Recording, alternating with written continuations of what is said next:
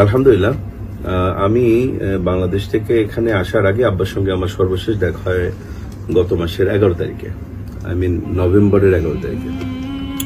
তো সাক্ষাৎ আমি আব্বাকে আলহামদুলিল্লাহ ভালো পেয়েছি। এমনিতে আলহামদুলিল্লাহ আব্বা সুস্থ আছেন। আল্লাহর গোলাম যেভাবে যে অবস্থা আল্লাহ রাখেন, আমাদের তো আল্লাহ শুকরিয়া আদায় করতেই হবে। হিসেবে আলহামদুলিল্লাহ অবশ্যই আব্বা ভালো আছেন, কিন্তু শারীরিক কিছু কষ্ট আব্বাকে বেশি ভোগান্তির মধ্যে রাখছে, যেটা আব্বার হার্টে 5টা রিং পরানো আছে। আব্বার ডায়াবেটিক প্রায় 49 বছর ডায়াবেটিকের পেশেন্ট।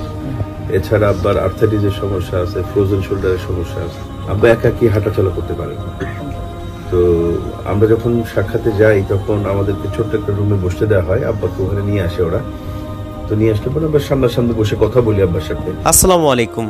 যিনি কথা বলেছিলেন তিনি হচ্ছেন মাসুদ সাঈদী, আল্লামা দেলাওয়ার হোসেন সাঈদীর সন্তান। আল্লামা দেলাওয়ার হোসেন সাঈদীর মুক্তি নিয়ে মানুষের কৌতূহলের শেষ নেই। যখন আল্লামা সাঈদী সাহেবকে জিজ্ঞাসা করা হয়েছিল তখন তিনি বলেছিলেন যে আমি এই জেলে মরতে চাই না, আমি কোরআনের খেদমত করেছি, কোরআনের ময়দানে আমি মরতে চাই, আর মৃত্যুর আগে আমি আরও একবার কোরআনের ময়দানে ফিরে যেতে চাই। আল্লামা দেলাওয়ার হোসেন সাঈদী 15 বছর যাবৎ জেলখানায় বন্দী রয়েছেন। তো আমরণ জেল তার জন্য শাস্তি হয়েছে। তো তারপরও চাইলে রাষ্ট্রপতি কিন্তু তাকে মাফ করে দিতে পারেন, প্রধানমন্ত্রী শেখ হাসিনা বিশেষ ক্ষমতায় তাকে মাফ করে দিতে পারেন। তাই তো রাষ্ট্রপতি এবং প্রধানমন্ত্রী শেখ হাসিনা বরাবর তার সন্তানেরা চিঠি লিখেছেন। এই চিঠি যদি অ্যাপ্রুভ হয়ে যায় তাহলে মুক্তি পাবেন। তো সেই বিষয়ে অন্যতম গুরুত্বপূর্ণ বক্তব্য রেখেছেন তারই সন্তান। তো চলুন আসলে তার মুখ থেকে আমরা একটু শুনে আসি আল্লামা দেলাওয়ার হোসেন সাঈদী কবে নাগাদ মুক্তি পেতে পারেন এবং সেই চিঠি এখন কোন অবস্থায় রয়েছে, এবং দেলাওয়ার হোসেন সাঈদী সাহেবের সাথে যেহেতু তিনি দেখা করেছেন তিনি জাতির উদ্দেশ্যে কি বলেছেন এবং দেলাওয়ার হোসেন সাঈদীর বর্তমান অবস্থা কি, চলুন তার মুখ থেকে একটু শুনে আসি। আর শুনতে শুনতে কিন্তু অবশ্যই চ্যানেলটা সাবস্ক্রাইব করে দেবেন। তো চলুন শুনে আসি। আলহামদুলিল্লাহ, আমি বাংলাদেশ থেকে এখানে আসার আগে আব্বার সঙ্গে আমার সর্বশেষ দেখা হয় গত মাসের 11 তারিখে, নভেম্বরের 11 তারিখে। তো সাক্ষাৎ আমি আব্বাকে আলহামদুলিল্লাহ ভালো পেয়েছি। এমনিতে আলহামদুলিল্লাহ আব্বা সুস্থ আছেন। আল্লাহর গোলাম যেভাবে যে অবস্থা আল্লাহ রাখেন, আমাদের তো আল্লাহ শুকরিয়া আদায় করতেই হবে। সেই হিসেবে আলহামদুলিল্লাহ অবশ্যই আব্বা ভালো আছেন, কিন্তু শারীরিক কিছু কষ্ট আব্বাকে বেশি ভোগান্তির মধ্যে রাখছে, যেটা আব্বার হার্টে 5টা রিং পরানো আছে। আব্বার ডায়াবেটিক প্রায় 49 বছর ডায়াবেটিকের পেশেন্ট। এছাড়া আব্বার আর্থাইটিসের সমস্যা আছে, ফ্রোজেন শোল্ডারের সমস্যা আছে।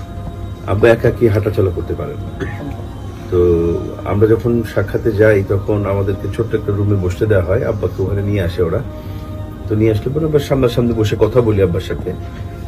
তো আব্বাকে কেউ না কেউ, কোন একজন কারারক্ষী বা কোন সেবক আব্বাকে ধরে নিয়ে আসতে হয়, বা একা হেঁটে আমাদের কাছে আসতে পারে না। তো আমাদের কাছে যখন আব্বা আসেন, তো আমরা যখন আব্বাকে হাতে ধরে বসাই তখন আব্বা তার সমস্ত শরীরের ভার আমাদের হাতের উপর ছেড়ে দেন। আব্বাকে ধরে বসাই তখন দেখি আব্বার সমস্ত শরীর কাঁপে। তো আব্বার বয়স এখন 84 বছর।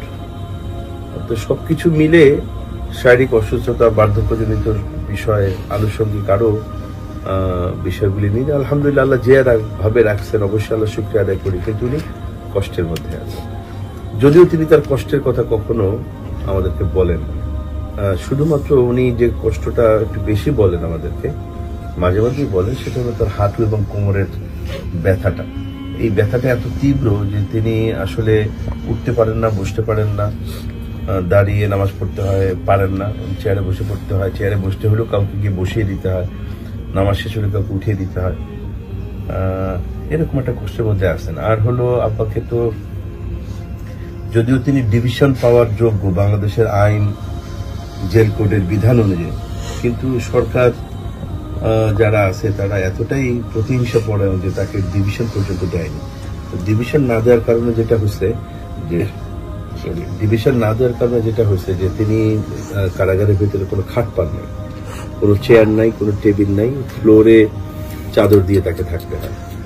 তো সম্পূর্ণ অমানবিক একটা জীবন তিনি কাটাচ্ছেন। কিন্তু আলহামদুলিল্লাহ তার ভেতরে কোনো আফসোস নাই, হিন্দু পরিমাণ আফসোস নাই। কখনো একবারের জন্য তিনি আমাদেরকে বলেননি যে আমি খুব কষ্টে আছি, তোমরা দেখো আমার জন্য কিছু করতে পারো কিনা, একটু সুযোগ সুবিধা এনে দিতে পারো কিনা। বা চেয়ার টেবিল এনে দিতে পারো কিনা, খাট এনে দিতে পারো কিনা, ইত্যাদি ইত্যাদি এই ধরনের কোনো কথা তিনি আমাদেরকে কখনো বলেন না। এবং সব সময় তিনি একটা কথাই বলেন যে আল্লাহ তাআলা আমাকে যে তার ইমানের পরীক্ষার জন্য বাছাই করছেন, তো আমি যে আল্লাহ বাছাই করছেন আমাকে তার পরীক্ষা নেওয়ার জন্য, এটাই তো আমি আল্লাহ শুকরিয়া আদায় করে শেষ করতে পারবো। তোমরা আমার জন্য একটাই দোয়া করো, আমি যখন আসছি বলে আসছি আমি কাতারে আসব, তো আব্বা বলছেন তোমার যার সঙ্গে দেখা হয় আমার সালাম তাদেরকে পৌঁছে দিও। তো আমি এর আগেও আপনাদেরকে কয়েকবার তার সালাম পৌঁছে দিয়েছি, আমি আবারও দিলাম। তো তিনি দোয়া চান মূলত আল্লাহ তাআলা যেন তাকে সুস্থ রাখেন এবং কোরআনের ময়দানে তিনি ফিরতে চান। এবং তিনি আপনাদের কাছে এই দোয়া চান যেন আল্লাহ রাব্বুল ইজ্জত তাকে কোরআনের ময়দানে একবারের জন্য হলেও ফিরে দেন।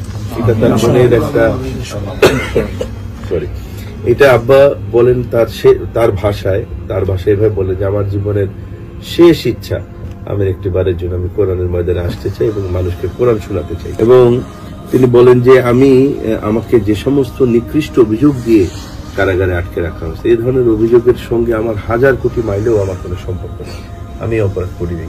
মানুষের ভুল ত্রুটি থাকে, সে ধরনের ভুল ত্রুটি আমার মধ্যেও থাকতে পারে, কিন্তু এছাড়া আমি জ্ঞানত এমন কোনো অপরাধ করি নাই যেটা দেশ জাতি সমাজের কোনো ক্ষতি হয়। তো এই অপরাধের সঙ্গে আমাকে সম্পূর্ণ পরিকল্পিতভাবে জড়ানো হয়েছে।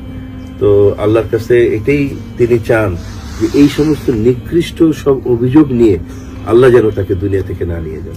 তিনি চান যে আরেকটিবার তিনি কোরআনের ময়দানে ফিরবেন, মানুষকে কোরআন শোনাবেন এবং ওই অবস্থায় কোরআন শোনানোর অবস্থায় আল্লাহ যদি তাকে দুনিয়া থেকে নিয়ে যান, এই ধরনের মৃত্যু কামনা করেন। কিন্তু এই নিকৃষ্ট অভিযোগ নিয়ে কারাগারের ভিতরে তিনি আল্লাহর কাছে যেতে যাতে না হয় সেজন্য আপনাদের কাছে দোয়া কামনা করছেন। এবং তিনি আল্লাহর কাছে এটা বলেছেন যে আমাকে একটিবারের জন্য আর শেষবারের জন্য হলেও যেন বাইতুল্লাহ জিয়ারত করতে পারি। হৃদয়ের একেবারে গহীন একটা বাসনা আল্লাহ। তো আপনারা দোয়া করবেন আল্লাহ যেন তার মনের এই আশাগুলো পূর্ণ করেন। আর আলহামদুলিল্লাহ আমি তার সন্তান হিসাবে শুধু আমি খুব কাছে থেকে দেখা একজন মানুষ হিসাবে আমি বলতে পারি যে ইমানের আমরা তো আমাদের ইসলামের ইতিহাসে ইমানের অগ্নি পরীক্ষার বিষয়গুলো আমরা জেনেছি, আমরা শুনেছি, পড়েছি।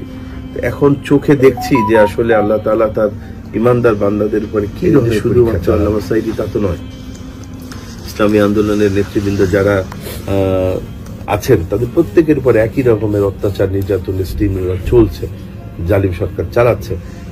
আমাদের নেতৃবৃন্দ হাসি মুখে ফাঁসির মঞ্চে উঠে গেছে, কল্পনাও করা যায় না। আমার তো মনে হয় পৃথিবীর ইতিহাসে পৃথিবীর অন্য কোনো দেশে ইসলামী আন্দোলনের এত নেতৃবৃন্দের একসঙ্গে এ ধরনের ঘটনা পৃথিবীতে আছে বলে আমি পড়িনি, আমি জানি না, আমার জানা নেই।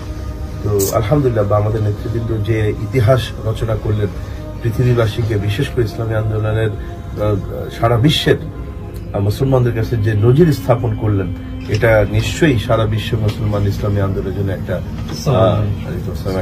ইতিহাস হয়ে থাকবে এবং যুগে যুগে ইসলামী আন্দোলনের কর্মীদের জন্য এটা অনুপ্রেরণা হয়ে কাজ করবে ইনশাআল্লাহ তাআলা, এটা বিশ্বাস করি।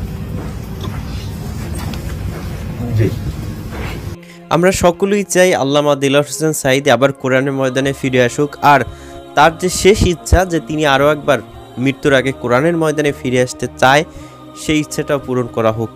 আল্লামা দেলোয়ার হোসেন সাঈদী দীর্ঘদিন যাবৎ কোরআনের খেদমত বা এই ওয়াজ মাহফিলের ময়দানে না থাকার পরেও তাকে নিয়ে কিন্তু এখন পর্যন্ত কোনো ওয়াজিন সমালোচনা করেনি, বা তিনি এই কথাটা ভুল বলেছেন এই কথাটা কিন্তু এখন পর্যন্ত প্রচার হয়নি, যে কারণে নিরলসভাবেই মানুষ তাকে ভালোবাসতে বাধ্য হয়েছে। তার বক্তব্য শুনে এখনও কিন্তু তার বক্তব্য বিভিন্ন বক্সে বা বিভিন্ন মাইকে কিন্তু বাজানো হয়, যেটা সত্যিই অন্যতম একটা ভালোবাসার মানুষ ছিলেন আল্লামা দেলোয়ার হোসেন সাঈদী, এটাই প্রমাণ করে।